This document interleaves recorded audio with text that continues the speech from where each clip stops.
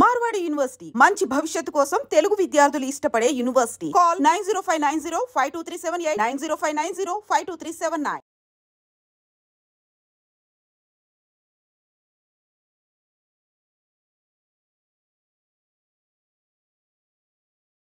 నమస్తే, welcome to iDream media. నేను మీ ప్రశాంత్. గత కొద్ది రోజులుగా భారత్ పాక్ మధ్య దాడులు ప్రతిదాడులు మనం చూస్తూనే ఉన్నాం.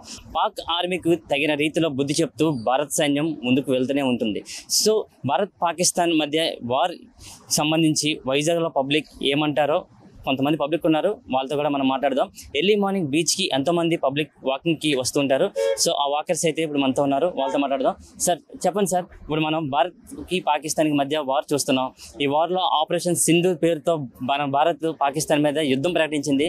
ఈ యుద్ధం అన్ని చూస్తుంటే మీకు ఒక పబ్లిక్గా మీకు ఏమనిపిస్తుంది సార్? నాకైతే చాలా హ్యాపీగా ఉందండి. ఎందుకంటే మన మీద టూరిస్ట్ దాని మీద వెళ్ళిన పర్యాటకుల మీద 28 మందిని అక్రమంగా కాల్చి చంపేశారు ఉగ్రవాదులు. దానికి ప్రతిదాడులుగా చేద్దామని ఆ భారత ఆర్మీ నిర్ణయించుకుంది.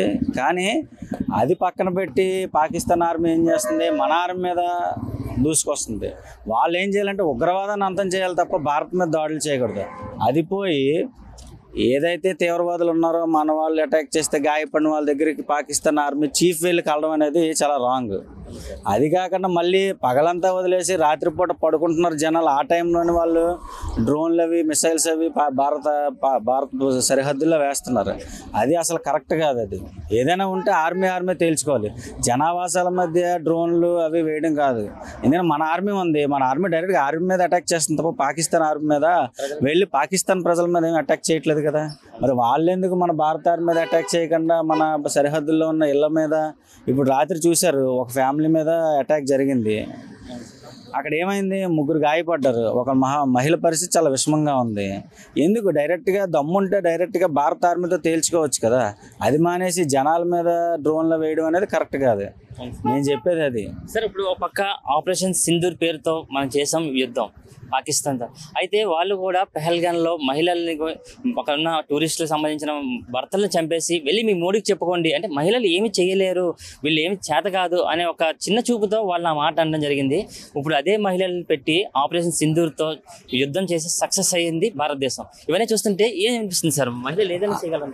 మహిళలు ఏదైనా చేయగలరు సార్. అందుకే కదా దానికి పేరు కూడా ఆపరేషన్ సింధూర్ అని పెట్టారు.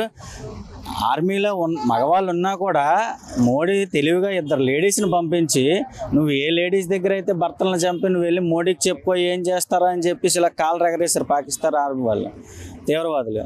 మోడీ ఏం చేశాడు, తిన్నగా తీసుకెళ్ళి ఆడవాళ్ళతోనే వాళ్ళని అటాక్ చేయించాడు. జెంట్స్ లేక కాదు, కానీ వాళ్ళకి బుద్ధి రావాలి.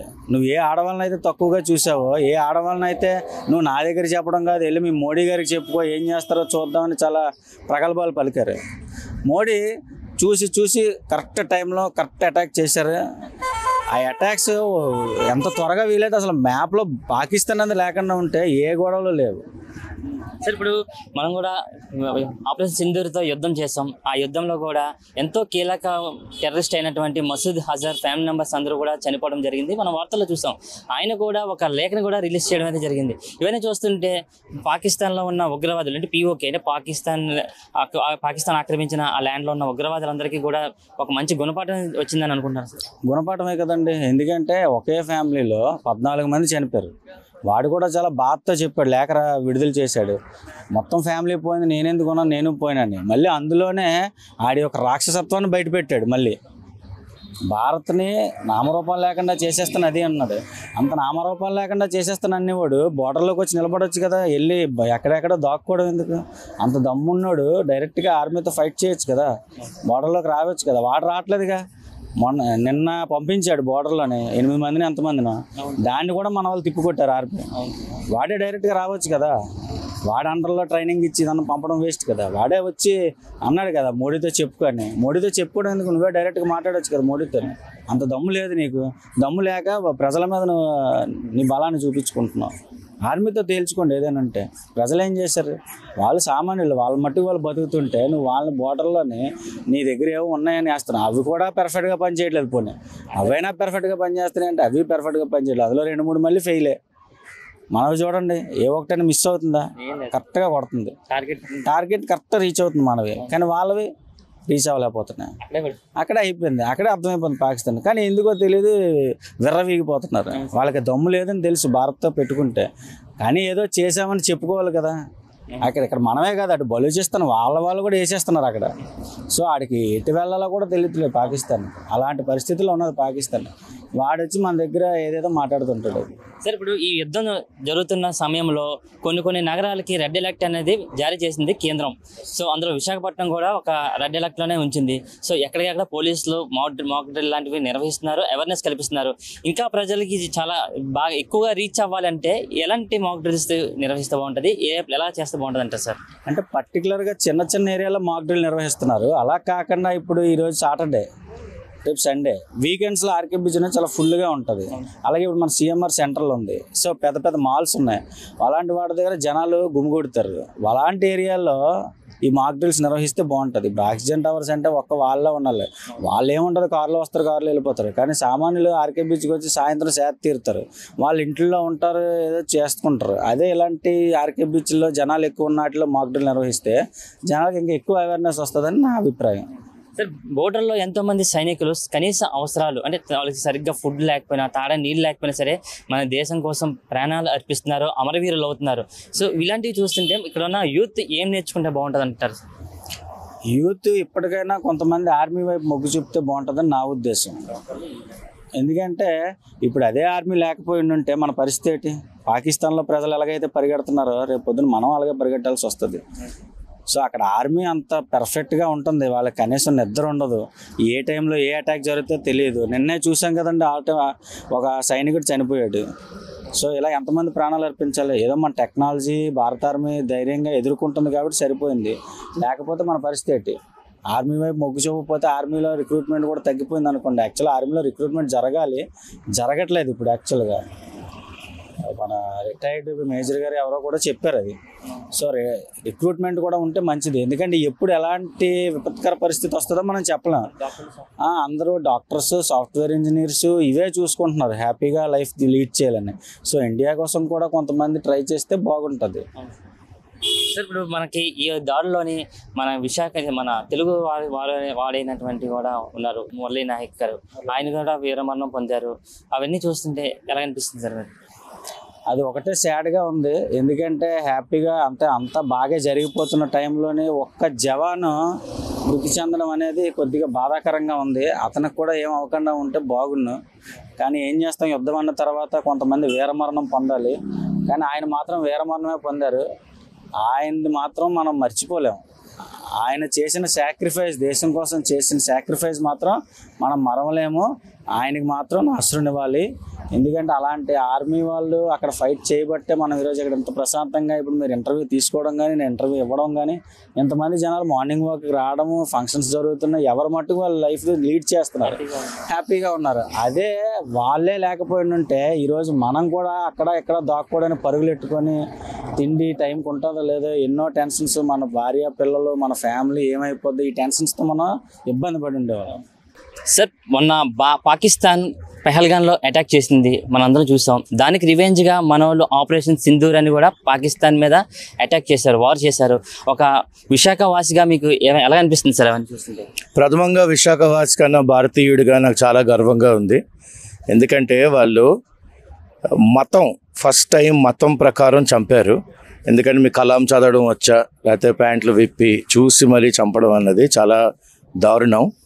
ఆ తర్వాత చంపేసిన తర్వాత ఆ వితంతు అంటే ఎవరైతే హస్బెండ్ పోయారో ఆ అమ్మాయికి వెళ్ళి మీ మోడీకి చెప్పండి అన్నారు.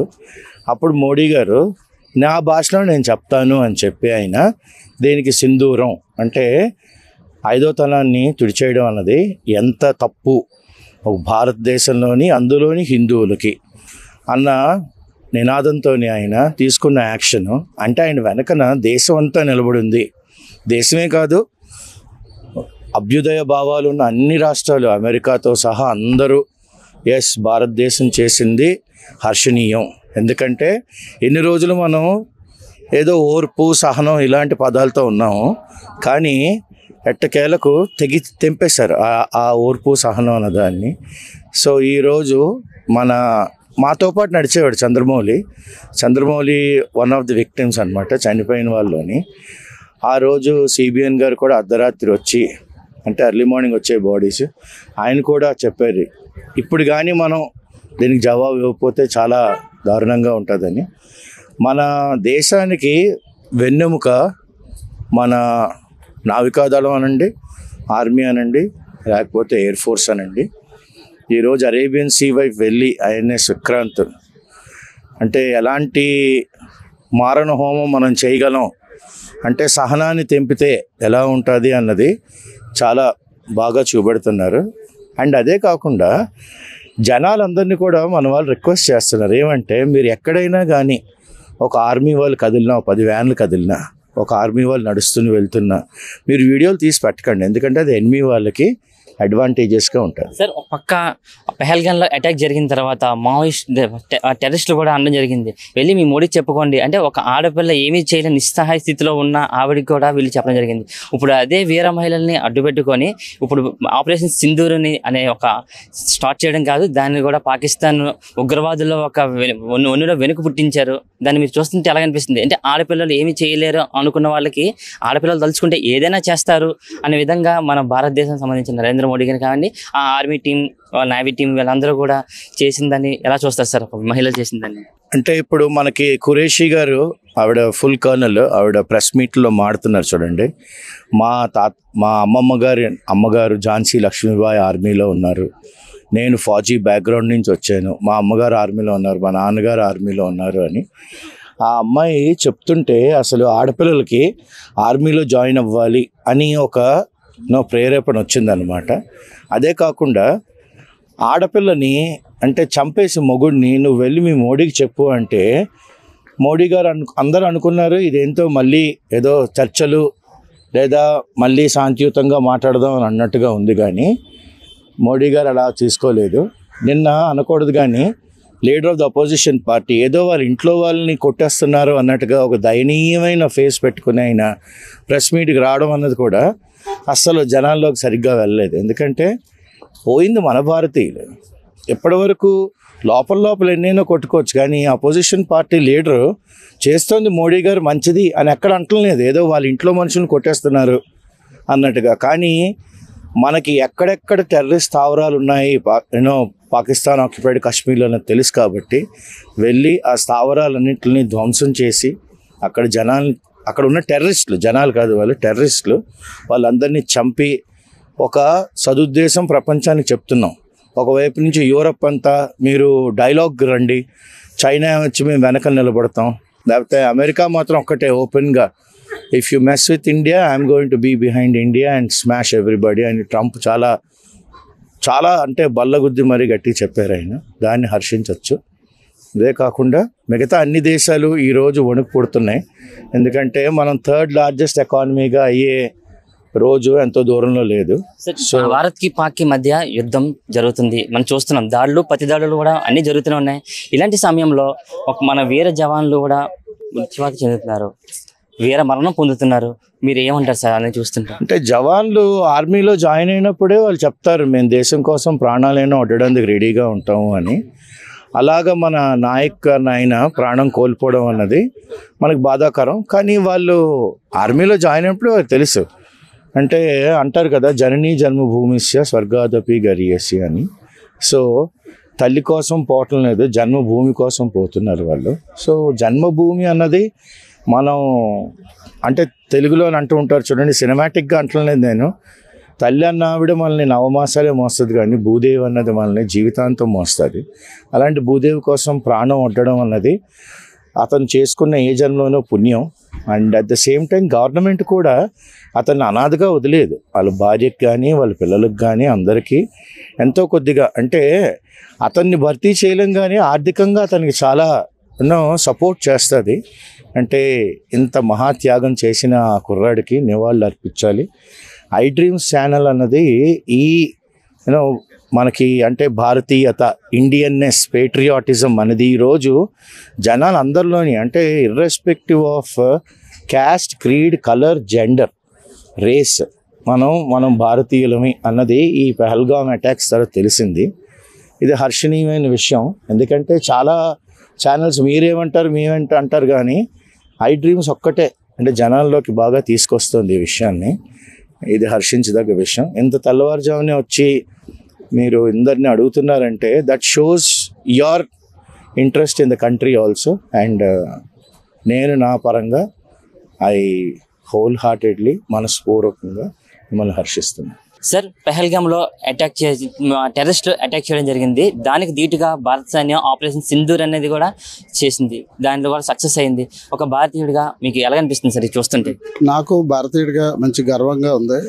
ఇది చాలా ఎప్పుడో చేయాలి, ఇప్పుడైనా చేయడం చాలా మంచిది. లేకపోతే ఇప్పుడు చిన్న చిన్న వాటి మీద మనం చాలా డబ్బు వెయిట్ చేస్తున్నాం. ఒకేసారి పాకిస్తాన్ కొట్టి మన భారత సత్తా చూపించాలని మోడీ, ఇది కేవలం మోడీ ఘనత మాత్రమే. ఇది మోడీ వివిధ దళాలకి ఫ్రీడమ్ ఇచ్చి మంచి ఎక్విప్మెంట్ సమకూర్చి ఈ 11-12 సంవత్సరాల్లో భారతదేశం అగ్రస్థానంలో నిలబెట్టిన ఘనత మోడీకి మాత్రమే దొరుకుతుంది. ఇది ఎప్పుడో చేయాలి, ఇప్పుడు చేసినందుకు భారతీయుడిగా గర్విస్తున్నాను. సార్, పెహల్గామ్లో అత్యంత దారుణంగా టెర్రరిస్టులు అటాక్ చేయడమే కాకుండా అక్కడ ఉన్న మహిళలు కూడా వెళ్ళి మీ మోడీకి చెప్పుకోండి, మమ్మల్ని ఎవరు ఏం చేయలేరని ఒక గర్వంతో అనడం జరిగింది. ఇప్పుడు అదే వీర మహిళల్ని అడ్డుపెట్టుకొని ఆపరేషన్ సింధూర్ అనేది కూడా మోడీ గారు చేశారు. దానికి సక్సెస్ఫుల్గా వచ్చారు. ఇద్దరు మహిళలు లీడ్ చేసిన ఈ యొక్క ఆపరేషన్ని ఎలా చూస్తారు సార్? భారతదేశం ఎంత శక్తివంతమైన దేశం అనేది ప్రపంచానికి మోడీ చూపించాడు. 2 లేడీస్తో పాకిస్తాన్ కొట్టించాడు. అంటే భారత్లో లేడీస్ కూడా అంత శక్తివంతమైనని ప్రపంచాన్ని చూపించాడు. వెళ్ళి మీ మోడీ చెప్పండి, భార్యలు ఎదుర్కొంటే భర్తలను చంపడం వెళ్ళి మీ మోడీ చెప్పాడు. అంటే ఆపరేషన్ సింధు అని పేరు పెట్టడం కూడా చాలా మంచి పరిణామం. దానివల్ల భారతదేశానికి మంచి పేరు వచ్చింది. సార్, పక్క భారత్ దాడులు ప్రతిదాడులు మనం చూస్తున్నాం. భారత్ పాకిస్తాన్ మధ్య దాడులు ప్రతిదాడులు జరుగుతూనే ఉంటున్నాయి. వీటి ప్రతి దాడుల్లో భారత్ ఆర్మీ ఎంతోమంది సోల్జర్స్ వీరమరణం పొందుతున్నారు. వాళ్ళ కుటుంబ సభ్యులకి మీరు ఏం చెప్పాలనుకుంటున్నారు సార్? వీరమరణం పొందే ప్రతి భారత సైనికుడికి కూడా భారతదేశం నివాళులు అర్పించా. ఓన్లీ నివాళులే కాదు, వాళ్ళ ఫ్యామిలీ పిల్లలు అందరూ ఉంటారు. వాళ్ళ మంచి చెడ్డలు కూడా చూడాలి, వాళ్ళ వెల్ఫేర్ కూడా చూస్తుందని కూడా ఆశిస్తున్నాం. సార్, భారత్కి పాకిస్తాన్కి మధ్య వార్ జరిగింది. ఆపరేషన్ సింధూర్ అనే పేరుతో భారతదేశం పాకిస్తాన్ మీద దాడులు చేయడం జరిగింది. ఇవన్నీ చూస్తుంటే మీకు ఏమనిపిస్తుంది సార్? ఎందుకంటే ఎప్పటి నుంచో ఉగ్రవాదం పాకిస్తాన్ రైజ్ చేస్తుందండి. చాలామంది అమాయక ప్రజల్ని తర్వాత సైనికుల్ని చంపేసింది. ఇదే లాస్ట్ అనిపించాలి. ఎందుకంటే పాకిస్తాన్లో ఉగ్రవాదం అనేది లేకుండా చేస్తే అది చాలా గొప్పతనం అండి. అమాయక ప్రజల్ని రక్షించాలి, కానీ ఉగ్రవాదులు మాత్రం ఎట్టి పరిస్థితుల్లోనూ క్షమించకూడదండి. వాళ్ళు పూర్తిగా నాశనం చేయాలని కోరుకుంటున్నాం. ప్రతి భారతీయుడిగా మేము కోరుకునేది ఏంటంటే ఉగ్రవాదం అనేది ఉండకూడదు. అమాయక ప్రజలు ఇందులో బలైపోతున్నారు. కాబట్టి మన మోడీ గారి నేతృత్వంలో సరైన ప్రధానమంత్రి ఉన్నారు కాబట్టి ఆయన నేతృత్వం వహించి మొత్తం తుడిచిపెట్టేవలసిందిగా కోరుతున్నాం. ఎందుకంటే చావు అనేది అందరికీ వస్తుంది, మోడీ గారికి వస్తుంది, మాకు వస్తుంది, పాకిస్తాన్కి వస్తుంది. కానీ ఈ ఉగ్రవాద అమాయక పిల్లలు, చిన్న పిల్లలు, మనకు పుట్టే పిల్లల మీద పడుతుంది. దీన్ని మాత్రం పూర్తిగా నాశనం చేయాలని కోరుకుంటున్నాం సార్. టెర్రరిస్టులు పెహల్గాన్లో అటాక్ చేసి మహిళలకు సంబంధించిన వాళ్ళ భర్తలందరినీ చంపడం కాకుండా వాళ్ళందరినీ కూడా వెళ్ళి మీ మోడీకి చెప్పుకోండి అంటే ఏమీ చేయని నిస్సహాయ స్థితిలో ఉన్న ఆడపిల్లల్ని ఇలాగ అవమానకరంగా చేశారు. దానికి ధీటుగా అదే వీర మహిళలతో ఇప్పుడు పాకిస్తాన్ యొక్క ఉగ్రవాద స్థావరాల మీద దాడి చేయించి ఆపరేషన్ సింధూర్తో సక్సెస్ అయ్యి మళ్ళీ వీర మహిళలు తిరిగి మళ్ళీ కంబ్యాక్ అవ్వడం కూడా జరిగింది. ఇవన్నీ చూస్తుంటే ఏమనిపిస్తుంది సార్? ఒక మహిళలు ఇంత పెద్ద విజయం సాధించడం ఎలా అనిపిస్తుంది సార్? ఇది ఈ రోజు కాదండి కార్యక్రమం. డాక్టర్ బాబాసాహెబ్ అంబేద్కర్ ఏర్పాటు చేసిన రాజ్యాంగంలో ఆడవాళ్ళందరికీ కూడా సమాన హక్కులు కల్పించారు. ఈరోజు ఈ స్వతంత్రం వచ్చి 4 మహిళలు వచ్చి మేము కూడా పోరాటంలో ఉంటాం, మేము మగవాళ్ళకి ఏమి తక్కువ కాదు, అన్యాయం జరిగితే మేము కూడా పోరాటం చేస్తామని ఇది మోడీ గారి నేతృత్వంలో జరిగిందని చాలా సంతోషం అండి. మేము వేరే మహిళలు చేసిన దానికి గర్వించదగ్గ విషయం, చాలా గొప్పది. ఎందుకంటే స్త్రీ అనేది లేకపోతే మనం అందరం మగవాళ్ళు అనేది లేరు. ఈ స్త్రీ ఉద్యమంలో మొట్టమొదటి పోటీ చేస్తుందంటే ఇంకా ఇంకా ఇంకా జీవితం అంతం కూడా ఈ స్త్రీలదని నేను కోరుకుంటున్నాను సార్. సార్, ఇప్పుడు దాడులు ప్రతి దాడులు మనం చూస్తూనే ఉన్నాం. బోర్డర్లో ఎంతోమంది సైనికులు వీరమరణం పొందుతున్నారు. ఇవన్నీ చూస్తుంటే వీరమరణం పొందిన సైనికులకి ఏం చెప్పాలనుకున్నారు సార్? వాళ్ళ కుటుంబ సభ్యులందరికీ కూడా వాళ్ళందరూ కూడా అంటే మాకు అవకాశం రాలేదు, మీ పిల్లలకి ఆర్మీలో సేవ చేయడానికి వచ్చింది కాబట్టి మీరు ఎట్టి పరిస్థితుల్లో కూడా మీ పొట్టతో వదులుకోకండి. మరణం అనేది తథ్యం కాబట్టి ఈ దేశం కోసం పోరాడి చనిపోతున్నారు కాబట్టి మీరు ఎట్టి పరిస్థితుల్లో కూడా మోరల్గా డౌన్ అవ్వకండి కోరుకుంటున్నాను.